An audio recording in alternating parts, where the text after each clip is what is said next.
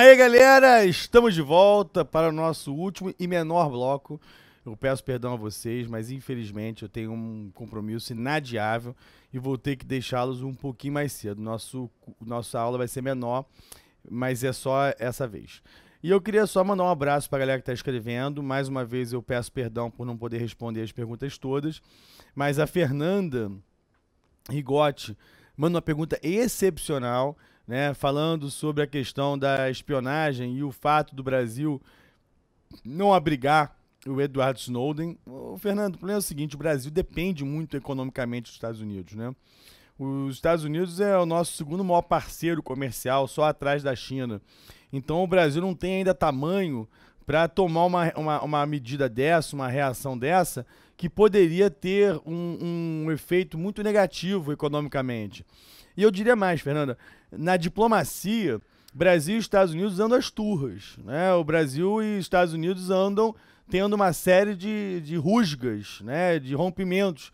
E exemplo disso é o caso recente da declaração da presidente Dilma na Assembleia Geral da ONU, defendendo um diálogo com o Estado Islâmico que irritou muito os Estados Unidos. Né? Os americanos acabaram de organizar uma coalizão internacional com a participação da Dinamarca, da Bélgica, da Holanda, da Inglaterra, de países árabes como a Arábia Saudita, Bahrein, etc. e tal, para atacar o Estado Islâmico. E o Brasil disse que o melhor seria negociar ou não bombardear. Então a relação entre o Brasil e os Estados Unidos ela não é das melhores.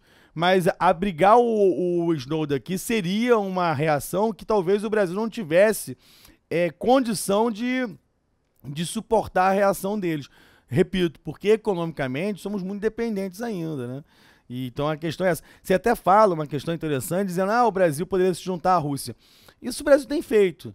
Tanto é que os BRICS, né, aquele grupo que eu sempre falo aqui no nosso update, eu sempre trato desse assunto, é um núcleo, é um grupo de unidade entre essas potências emergentes. E o Brasil e a Rússia têm tido uma relação mais próxima e tem a ver com os BRICS, com a própria China, como você também coloca na questão, né? Você fala da China, você não fala da China não, quem tá falando da China é outra pessoa. Valeu, Fernando, um beijo pra você aí, um abração e bons estudos. Beijo e abraço também. Matheus Davi, ou Matheus David, fala também sobre a questão da seca. Um abraço aí, Matheus. Falando da questão também da espionagem, falando por que o Brasil, quais seriam os benefícios de abrigar o Snowden aqui no Brasil. Os benefícios seriam muito pouco, né? Seria mais uma reação mesmo, mostrar que o Brasil é macho, porra, né? Que o Brasil também não fica engolindo as provocações americanas. A Gabi Maiara tá com alguns problemas lá de tá travando e tal, e perguntou se as aulas vão ser gravadas e vão ser exibidas depois no YouTube. Serão, né? Elas estão sempre lá no YouTube, depois você pode assistir na íntegra, sem grandes sobressaltos. A Suzana Guimarães, beijo pra Suzana também, Suzana Guimarães Celidônio, né? Sobrenome de cozinheiro famoso, né? Não tem o Zé Hugo Celidônio, famoso. E ela está dizendo que o professor de geografia dela fala que esse acordo do Brasil com a China em relação aos satélites vai ser um péssimo acordo, que não interessa, que a compensação chinesa ela vai se tornar os maiores fornecedores de mercadorias para o Brasil. Eu confesso que eu nunca vi essa crítica específica, mas pode ser verdade. Eu não estou discordando, não. Eu só não tinha lido esse viés do acordo, né? O Márcio Jean diz que os vídeos... Botou aqui, ó. Aí vídeo falando sobre o Marco Civil pra galera assistir no YouTube. Valeu, obrigadão pela contribuição aí, Márcio. E pra terminar, a Aline Cavalcante falando também de problemas da água lá no Oriente Médio, falando do Rio Jordão, motivo de guerras entre aqueles países da região. Valeu, galera, pela participação de vocês hoje. E infelizmente eu não vou ter tempo para responder vossas perguntas. Vou voltar aqui, galera, pro nosso último tema da noite, que são os 60 anos da morte de Getúlio Vargas, né? Tá aí a manchete do Globo. Galera, o Getúlio, vocês sabem que é um tema de prova de história, né, pro Enem, independente dos 60 anos da morte, né? A Era Vargas cai pra caramba em prova. Vocês sabem que a Era Vargas foi o período de 30 até 45, onde Getúlio governou de forma ininterrupta. Ele chegou ao poder através da chamada Revolução de 30, um episódio com o apoio dos tenentes, né, o movimento tenentista, derrubaram ali o presidente Washington Luiz e impediram a posse do presidente eleito Júlio Prestes. Getúlio tinha disputado as eleições de 30, mas perdido as eleições, perdido o pleito, até porque as eleições eram de cartas marcadas, a grande característica era a corrupção eleitoral, e por isso o Getúlio não conseguiu chegar ao Catete, ao Palácio do Catete. No lugar dele era o Júlio Prestes. Só que houve um movimento revolucionário, Getúlio chegou ao poder em 30. Ficou até 34 no chamado governo provisório, onde o Brasil viveu, inclusive, um período bastante turbulento, com episódios como a Revolução Constitucionalista de 32, quando São Paulo tentou derrubar Getúlio. Não conseguiu. Getúlio, em 34, elabora uma Constituição, é eleito para mais um governo, que ficaria até 38, mas ele tinha outros planos, né?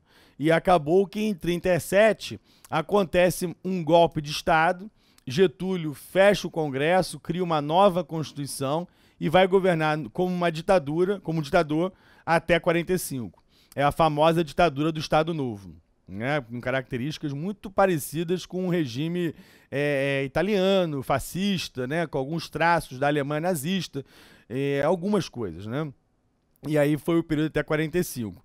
Getúlio sai do poder em 45, ele é derrubado pelos militares, que percebem que ele vai ficar mais tempo ainda, fica num tempo no ostracismo, vai para a fazenda dele em São Borja, no Rio Grande do Sul, e é eleito em 50 para viver o seu último período no poder, de 51 até o dia 24 de agosto de 54, quando ele mete um tiro, né, um balaço no coração no Palácio do Catete e acaba morrendo naquele mesmo dia.